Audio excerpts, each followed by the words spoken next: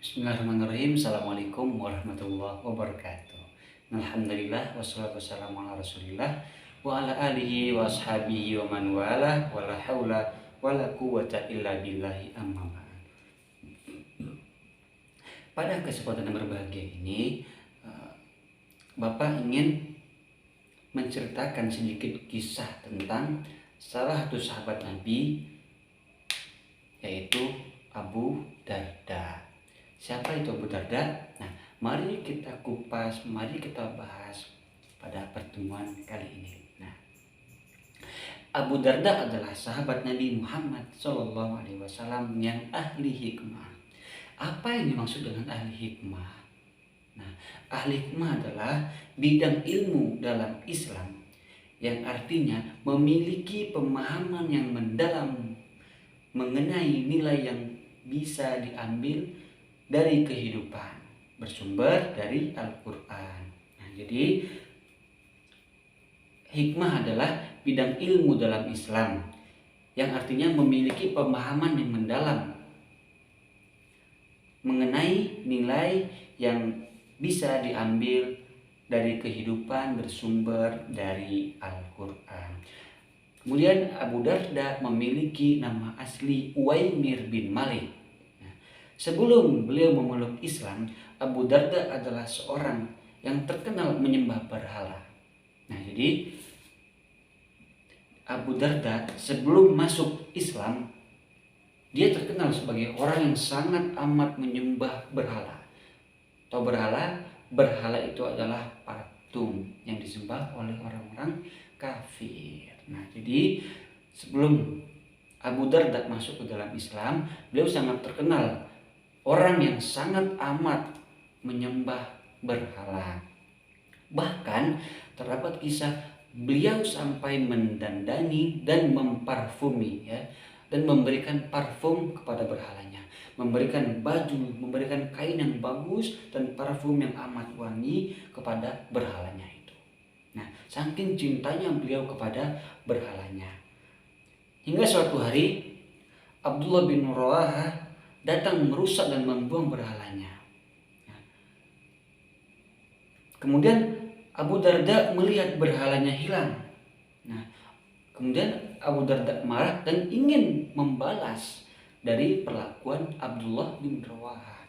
Akan tetapi tiba-tiba beliau tersadar dan mendapat hidayah dari Allah Subhanahu wa taala.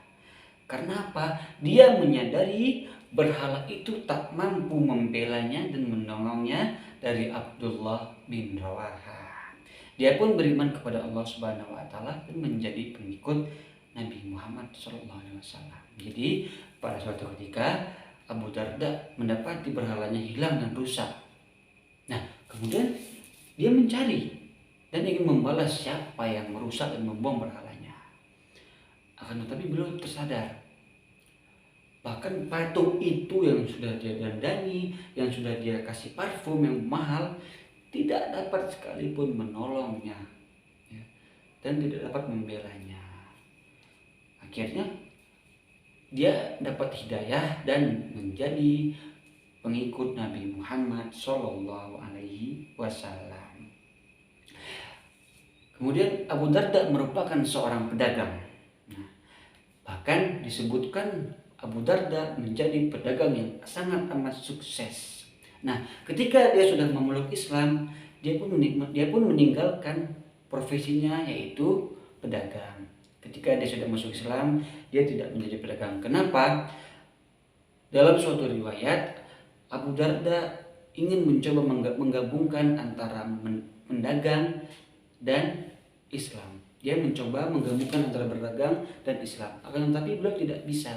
Beliau sudah berusaha untuk menggabungkan antara berdagang dan Islam, tidak bisa. Akhirnya beliau tinggalkan dagangannya dan fokus pada Islam, fokus untuk beribadah, fokus untuk beribadah dan meninggalkan berdagang.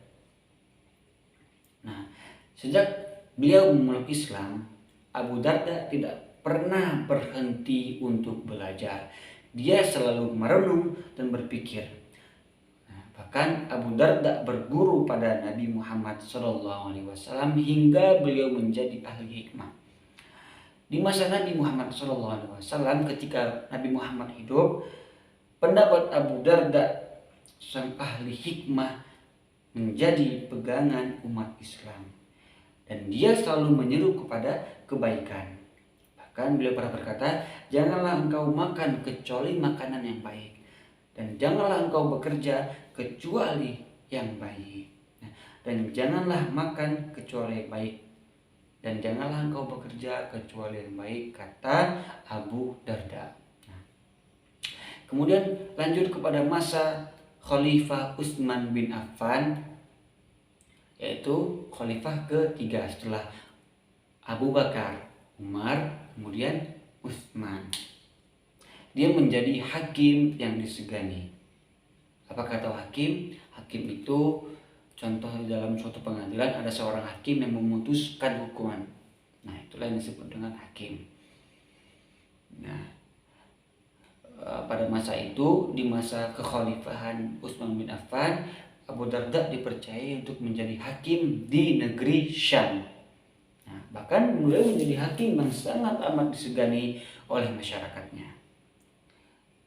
Bahkan Abu Darda pernah berkata, janganlah membebankan kepada manusia yang sebenarnya tidak dibebankan kepada mereka. Jangan menghisap manusia mendahului Tuhan mereka. Dalam menegakkan kebenaran, Abu Darda tidak pernah membenci seseorang. Baginya setiap orang adalah saudara. Pernah suatu ketika Abu Darda bertemu dengan seseorang lelaki yang berdosa. Semua orang mencelanya kecuali Abu Darda. Aku hanya benci perbuatannya. Jika dia meninggalkan perbuatan itu, dia adalah saudaraku, ucap Abu Darda. Nah, kemudian di akhir hidupnya Abu Darda menghabiskan sisa hidupnya di Syam. Abu Darda adalah sahabat Nabi yang sangat ahli hikmah. Dan Abu Darda meninggal dunia atau wafat di usianya yang ke-72. Bahkan hingga saat ini hikmah-hikmah dari Abu Darda masih digunakan oleh umat Islam. Nah, sekian cerita sejarah, sepenggal cerita dari kisah sahabat Nabi Muhammad SAW, yaitu Abu Darda. Barakallahu fikum. Semoga menjadi ilmu yang bermanfaat untuk kita semua. Syukron, jazakumullah khairan atas perhatiannya. Syukron. Assalamualaikum warahmatullahi wabarakatuh.